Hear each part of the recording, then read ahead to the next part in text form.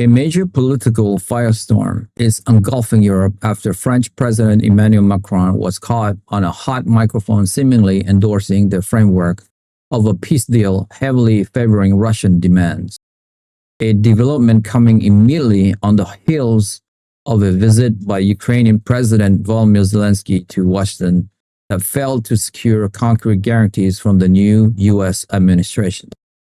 The footage captured as Macron spoke with German Chancellor Olaf Scholz on the sidelines of an informal summit in Brittany shows the French leader stating that the international community will sooner or later have to push Kyiv toward a realistic compromise and that de facto borders will become de jure borders. It is a strategic inevitability, although the Elysee Palace immediately issued a statement clarifying that France's position remains full support for Ukraine's sovereignty and territorial integrity.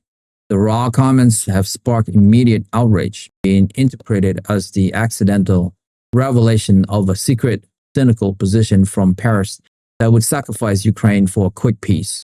For Zelensky, this leak represents a devastating blow, confirming his worst fear after a meeting at the White House where President Trump pointedly avoided any firm commitment to a new massive military aid package, instead speaking of his ability to negotiate a deal with President Putin. The video, first published by a French investigative outlet and then picked up globally, is brief but devastating. It shows Macron, unaware his microphone is live, telling Scholz, "We have to be pragmatic. We cannot promise Zelensky what we are not prepared to deliver." The map has changed. The discussion will be about disarmament and neutrality. The rest is secondary.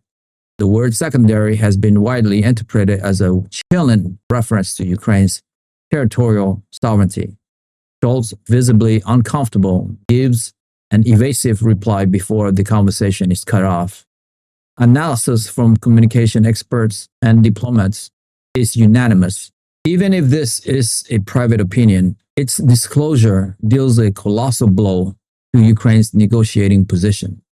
It sends a clear signal to Moscow that European resolve may be cracking, and it emboldened the most isolationist elements in Washington, who were already arguing that the Europeans are prepared to abandon Kyiv. The incident reveals the deep disagreement and cynicism gnawing away at the pro-Ukrainian coalition behind the scenes. The response from the Elysee has been frantic damage control. A spokesperson insisted that France has never ceased and will never cease to support Ukraine in its fight for its sovereignty and territorial integrity. In accordance with international law, they labeled the video an edited clip taken out of context and threatened legal actions for illegal recording. However, the clarification has done little to quell the anger, particularly in Eastern Europe. The Prime Minister of Poland, a nation that has been a staunch Ukrainian ally, issued a scathing statement accusing Western European leaders of preparing a new Munich agreement behind the back of their allies and the Ukrainian people. The Baltic states summoned the French ambassador for urgent explanation. The leak has shattered the fragile, carefully maintained illusion of European unity, exposing a fundamental rift between the pragmatists led by France and Germany, who are increasingly war-weary and focused on economic stability, and the principled frontline states who view the war as an existential struggle against Russian imperialism that cannot be lost at any cost. This political disaster for Zelensky is compounded by the stark failure of his emergency visit to Washington.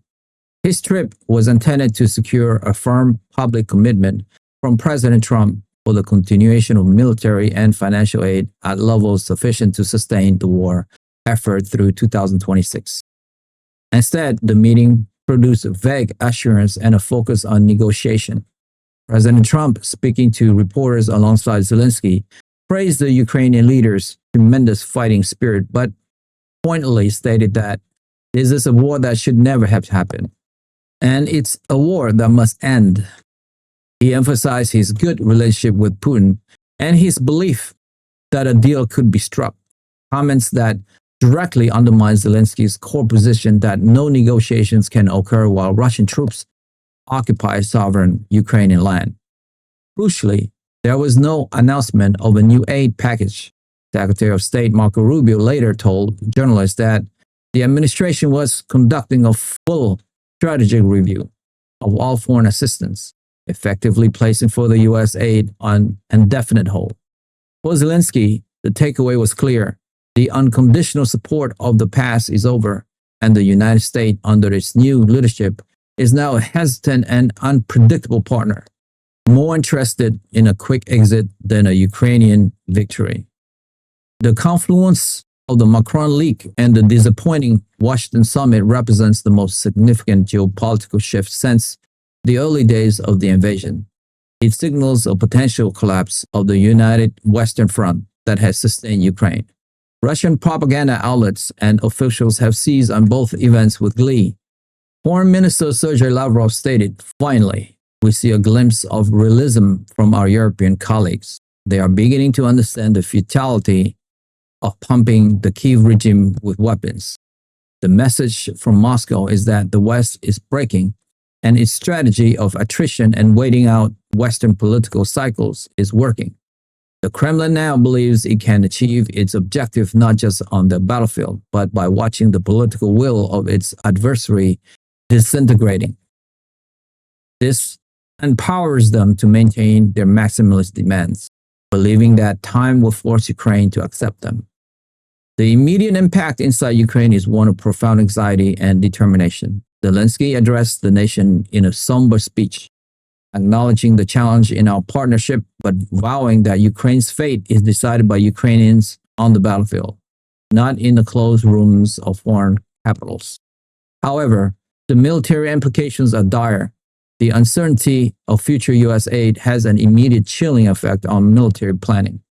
Long-term operations, already hampered by a shortage of artillery shells and air defense missiles, may now have to be scaled back or shelved entirely. The news from Europe saps morale and fuels fear that the country might be forced into a catastrophic peace deal by its own allies.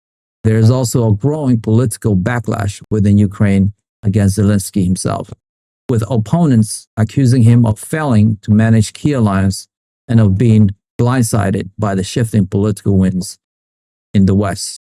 The fallout is also triggering a fundamental reevaluation within NATO. Secretary General Jens Stoltenberg gave a hastily arranged press conference urging unity, stating that now is the time for resolve, not for doubts. But behind the scene, officials are reportedly scrambling to develop contingency plans for a scenario where American aid is drastically reduced or ends. This would necessitate a massive and immediate increase in European military production and financial commitments, a prospect for which the continent is woefully unprepared. The Macron leak has deeply poisoned the well of trust, making coordinated action even more difficult.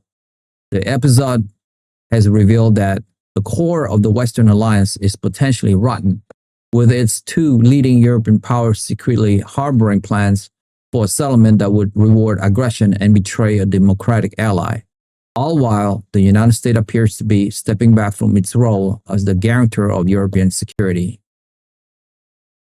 In conclusion, the Macron confirms pro-Putin peace deal on camera incident combined with Zelensky's failed Washington summit is not merely a diplomatic scandal. It is a potential watershed moment that threatens to unravel the entire Western strategy in Ukraine. It exposed a critical loss of faith and unity among Ukraine's backers at the highest level. For Russia, it is a vindication of its strategy and a sign that victory is achievable through political means, if not purely military ones. For Ukraine, it is a nightmare scenario that brings the prospect of a forced, unfavorable peace, or worse, abandonment, closer than it has ever been. The coming weeks will test whether the West can repair this damage and present a renewed united front, or whether these events will be seen by history as the beginning of the end of concerted support for Ukrainian resistance. Many of my listeners, like 70%, haven't subscribed to my YouTube channel. And so many of you don't even know that you haven't subscribed. And that is actually what makes the show going. It's almost like you're making a donation to the show. So that's why I ask again and again, because it enables us to grow and grow and grow. And we're going for the long haul here. And listen, if this is your first time listening to World Global Conflict, you don't have to subscribe. You guys, your first ones on me. But if you have watched this show before, it's like you are freeloading it. So all I would ask you is, if you have seen this show before and you like it, help me, help my team here. Hit that subscribe and like button now, and we will continue to build this show for you. That I swear. Thank you to all of you guys who have subscribed. It means a lot to me. Thank you so much. That's all for me for today. I will see you soon. Bye for now.